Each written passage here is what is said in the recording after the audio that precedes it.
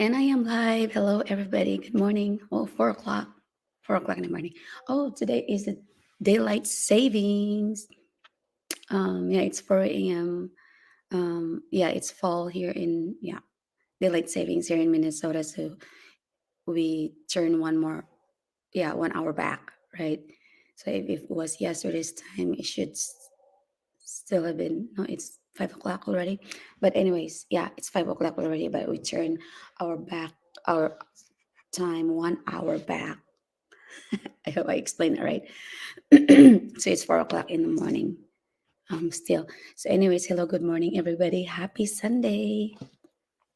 Happy Sunday. And yeah, I wasn't really sure what to share today, but well, I'm gonna share about my own experience about really money. A lot of us have maybe have bad not bad thoughts or ideas about having money, right? And so i I read this book before. I think I've shared that one, um before. But I also bought this book. It is actually I don't know, he's a Filipino, Bo Sanchez. I got this idea from our coach in the community, and he recommended this book, Eight Secrets of a Truly Rich. I actually, this is actually, if you guys, wants to buy a book, and then if you feel like it's the really, some of the books, are expensive, but my pastor, my pastor told me that you can actually buy books on secondhand, secondhand books, because a lot of people, read books and then they just donated them, and then there are thrift stores too. So yeah, this is a secondhand book, and it doesn't really matter new or new or old, but it's cheaper, and all the texts, are still the same, right? But anyways, yeah. So I was asking, I was thinking about what to share today, but it's yeah, I wanted to like maybe for like growing in the Philippines, and then if you're Filipino, makarelate, makarelate tayo na lagi nating naiisip, or like, lagi nating naririnig na kahit na hindi baling mahirap basta masaya, 'di ba? Kung tapos sa Bisaya, bahalag saging basta labing, bahalag saging basta labing. And even before, I had an issue with that. And I told myself, no, I don't want to live my life eating saging forever. And I don't know, if you could relate to that, but that's just a myth. Bahalag saging basta loving. What if okay kapalit sa saging? Okay lang kung naa kay tinanong nga saging, di ba? Pero can you really imagine? Can you truly imagine living your, marriage life with just having sagging, basta loving? I don't think so. But anyways, that's that's me. Anyways, like, so to all that have seen me first time, my name is Ruby. I am the owner of this business page. I am the owner of this YouTube channel, and thank you to all that are watching this on the online on a replay later. So when I first okay, so this is this is we yeah, this is really important to me. When when growing up in the Philippines, having nothing, right? Sometimes we don't know where to find the next meal. Oh, thank you for watching. I have 1 million viewers. Thanks for the heart. I hope this would give value to you. So, oh, it's for after, yeah. But we always have bad, how to call that, impression about money, because a lot of us, we're taught that money is evil, or money is yeah, evil. But really, in the scripture, it says money is the root of evil. But it depends, that depends also. But look at this, money isn't everything, that is true, but it touches everything that matters, right? So this one right here. Money does not define happiness, but it influences many things that shape our lives. family, security, health, generosity. It is important to remember that wealth is a tool, not the ultimate treasure. And that is so true. What do you do without money? I mean, it's not the goal. And I have it here too. Um, Money is not the goal, but it affects everything. Okay, so if you want to go home, if you want to go somewhere else, if you want to eat, what are you going to do? You have to have money, right? You have to have money. And if somebody, would ask, this one right here, it shapes our lives, our family, especially, like all of us. I mean, most of us, especially, Filipinos that are here, in the United States or Canada, wherever we are in the world, we always have to go back and help our family financially, right? If I could just go home, if I would honestly, if I'm home right now with my family doing this, I would be more happy. But what you do, we'd rather be away from family and help them financially. That's our goal. That's not the goal, but we choose to be that way, right? It's just, I mean, I've been away from my family, for 20 years now. I mean, here with my husband, but I'm still happy because I could help my family financially, right? I don't have to worry about, my dad looking for food for the next meal. They have food, they have money to buy their food. They have money to buy their to pay for their, power, electricity, right? And then if people, would even borrow, money if you don't have. I used to I remember when I first got here in the United States, I worked right away, and then I helped my family financially. And then so when people would message me and ask for help, and I wanted to give my last cents, and then my husband usually used to be mad at me. I mean, he's not mad at me because this doesn't want to give me. He does not want to help, but he's mad because he knows that he know how hard it is to work here and then just give my money away. But I also understand how it is, how hard it is to live in the Philippines. We don't have much opportunity as just like here in the United States. And then until one time, like, you know what, it's okay to say no also, right? I am a steward of the money that God has given me. I have to be a good steward also. So I have to ask God, Lord, okay, is this person really needs this money? Do I really need to give this person, money this time? And it helps me. Sometimes we have to say no also. We cannot give what we do not have. If you do not have anything, you cannot give anything, right?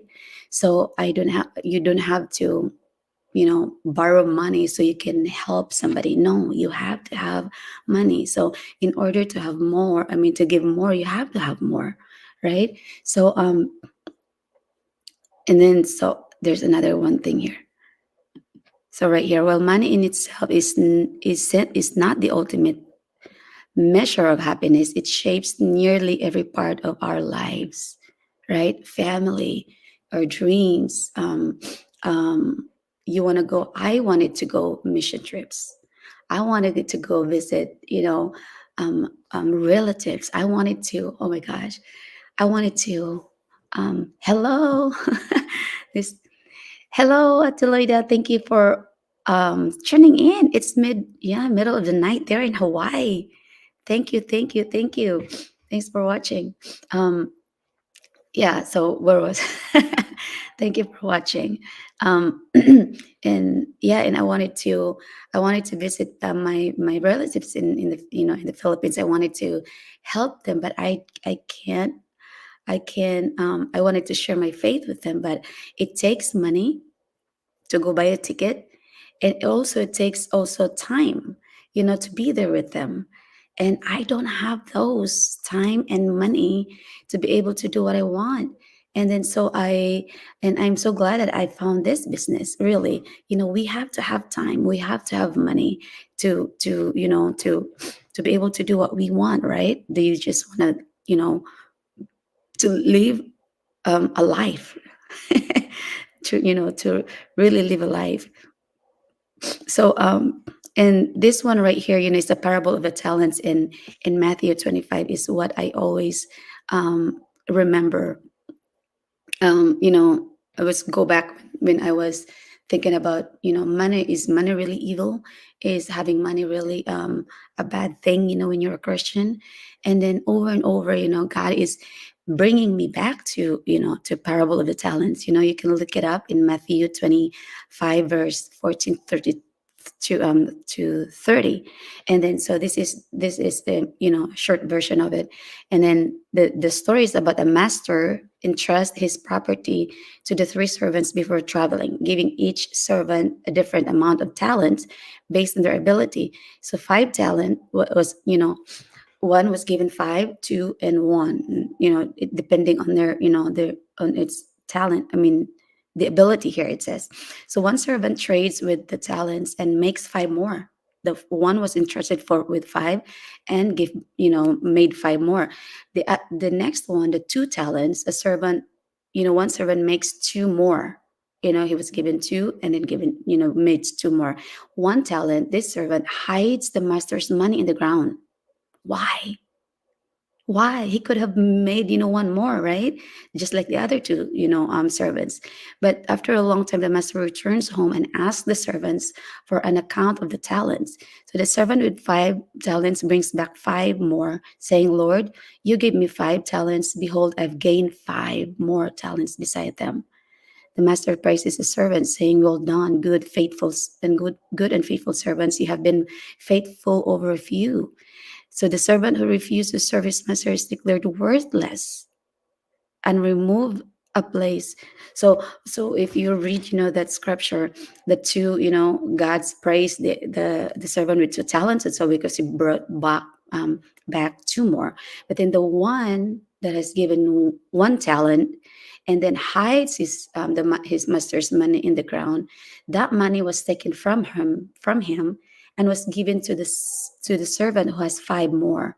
So what does that tells you? What's that? What does that tell you? Like, it's not. Yes, exactly. We're trading, our time with money, and then we are, like we are helping this somebody, our employer, to build their dreams. They had this dream before, and then we are here, like we are, we are helping them, building their dreams. So why can't we start building our dreams, right? We have dreams, we have purpose in, God put us here in earth, for a purpose. And what is that? It's our job to to um to ask God to know what that purpose is, right? And then I've heard somebody says, your desire is there for a purpose. So ask God, why did you bring me into this, into this business? Why are you giving me this business, Lord? So what's your purpose? It's really, we have to live life in purpose, not just, what go with the flow. It's good, like Arnold said, Schwarzenegger, whatever, that actor. We have to live life, with purpose. We have to have direction in life. You cannot just drive your car, start your engine and just drive wherever. Yes, you will ended up, somewhere, but you might be ended up somewhere you don't want to be. It's always good to live life with purpose. There's hardship, there's difficulties, but it can be learned, right? It can be learned. It's hard. Some, our journey is different from each other. Some people, gets there quicker. Some people, gets there, a little, later. But we have to enjoy the journey, enjoy learning the skills. We get there as long as we don't give up, right? So it's, yeah, so read that parable of the talent in Matthew. That would help us, that would encourage us to really, like, hey, I want to be the servant with five more talents. With five is entrusted with five talents and gain more. I want to give God, five more talents back to him. I want to hear God say, well done, good and faithful servant, right? Yeah, that's our goal while we're living here on earth. So, and here also in Matthew, for where your treasure is, there your heart will be also. So if your treasure, and then I've heard somebody says, I think it's Ray Higdon. He said, the money is the magnifier. and it goes along with this, for where your treasure is, there your heart will be also. What is your heart's treasure? Is it helping your family? You wanted to have a business, you wanted to have more money so you can help your family, your siblings, your next generation, um, so they don't have to go through what you've been through, right? So in my family, I was the first one that finished college because I went out of my comfort zone and become a working student. I went through seven different bosses from second year high school through college. So I went from second year high school from one boss to another. If I feel like my education, my schooling, their decision affects my schooling, then I have to find another boss that wants to serve or something like that, right? I went from one boss to another until I finished college. That was my purpose. My purpose is to give my give my parents my diploma. I want them to be proud of me. I want them to be proud that they have a daughter, or a child, or one of their children, can finish college, because that's their success too as parents, right? So I went, I became the first, I mean, maybe the catalyst. Maybe you wanted to be the catalyst in your family, next generation. So God, will God put that desire in your heart for a reason, maybe because that's what He wants you to be, to be a catalyst for your family, for the next generation. You know, so it was hard. I had few times I wanted to quit school, but God put somebody in my path. Her name is, she actually became my ninang in my wedding. Nang Belen. I remember, we were hand washing. Naglalaba kami. Naglalaba kami. Tapos I shared it with her, like, it's hard because I being a working student is hard. You have to finish all your chores, and then you go to school, and then you have projects to do. And then she told me one time, like, no, do not give up, kasi sabi niya, matamis yung matamis namnamin yung ano ba yun, yung success, matamis namnamin yung success na makapag-graduate ka dahil sa sarili mong pagod at hirap, yung gano'n. So nakakaano, parang nakakaiyak. Pero now that I'm here, I'm glad that I did not give up, 'di ba? So for us all here too, especially with you, Adelaida, encouragement na masarap namnamin yung success na mas marami tayong natutulungan na tao, 'di ba, pagdating ng panahon. Kasi we are here and, we have the right vehicle. Sabi mo nga, 'di ba, we are stepping on a gold mine, sabi mo one time. So, yung matamis namnamin yun. So, ano ba yung purpose natin sa buhay, 'di ba? So money isn't everything, but it touches everything that matters. It touches everything that matters. So, it's 18 after, I have to go. I still have to go to work. But okay, so while money in itself is not the ultimate measure of happiness, it shapes nearly every part of our lives, from providing for our family, securing security, building a future, and helping those in need. Financial stability allows us to focus on what truly matters without constant worry. So I would like to leave you with that. Yeah.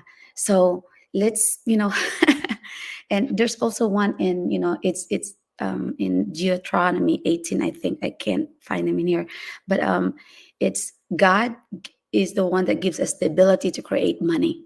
So God is in there, So the myth that says, money is the root of evil. I mean, root of all, yeah, like evil. Money is evil. No, it's not. So nowadays, we needed that. How, especially people, we have family that are sick. How can we help them? Just pray? Yes, we can. We can pray for them, but it's, we pray and give something, right? Hand something. But yeah, there you have it. I have to go. I still have to go to work. Happy Sunday. Thank you for tuning in with me at Eloida, and I hope this gives value to you and to those who are watching today. And yeah, so work hard to get there to the destination that we want to be. All right, there you have it. I have to go. Thank you for watching, and thank you for those who are watching this on a replay. God bless and have a great day. Bye bye for now.